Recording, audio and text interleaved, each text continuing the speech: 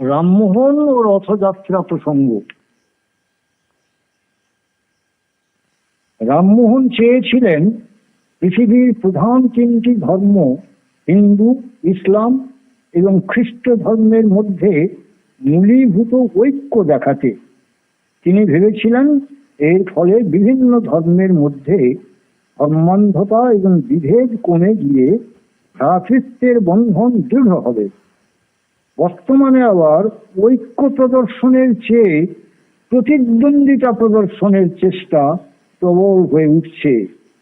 অযোধ্যায় রাম মন্দির, উড়িষ্যায় পুরীতে জগন্নাথ মন্দির এবং ইদানিং পশ্চিমবঙ্গে দীঘায় নতুন একটি জগন্নাথ মন্দির নির্মাণ এবং রথযাত্রা উপলক্ষে রেশন দোকানের মাধ্যমে প্রসাদ বিতরণের চেষ্টায় তা প্রকট হয়ে উঠছে।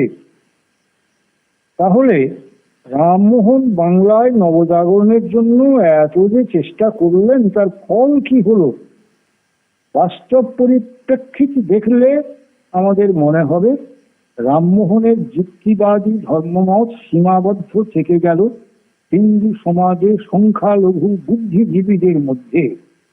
রামমোহনের ব্রাহ্ম সমাজ পরবর্তীকালে তার মূল উদ্দেশ্য থেকে সরে এসে একটি সম্প্রদায়ে পর্যবসিত হলো, তাও আবার বিভিন্ন শাখায় বিভক্ত হয়ে পড়ল।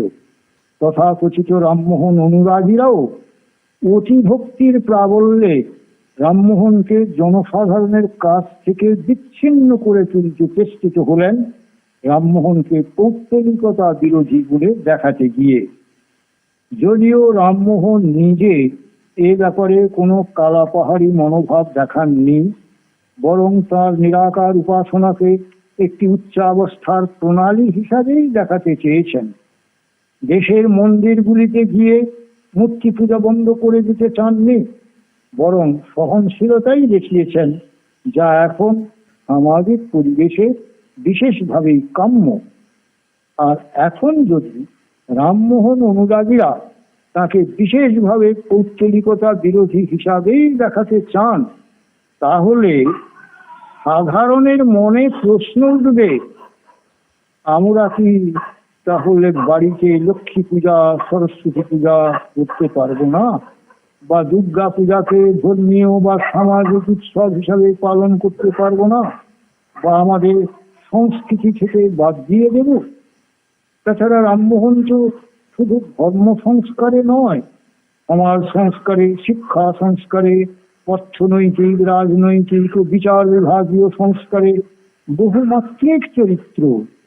এগুলির দিকে না তাকিয়ে শুধু সতীদাহ প্রথা নিবর্তনকারী, যা এখন অবলুপ্ত, এবং পৌত্তলিকতা বিরোধী বলেই যদি রামমোহনকে সীমাবদ্ধ রাখি, তাহলে বাস্তবিকভাবেই রামমোহনের অমর্যাদা করা হয় সে কথা বোঝার এখন সময় এসেছে। আর রথযাত্রার প্রকৃত তাৎপর্য সম্পর্কে আমাদের মনে পড়বে রবীন্দ্রনাথের কথা, রথযাত্রা লোকারণ্য মহা ধুমধাম, ভক্তিরা লিগায় সবে করিছে প্রণাম।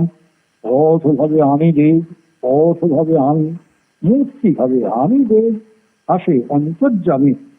তাই বলি, রথযাত্রাকেও যেন আমরা ধর্মনৈতিক ও রাজনৈতিক আবেগের মধ্যে আবিলতায় নয়, অন্তর্দেবতার উপাসনা হিসাবে গ্রহণ করি।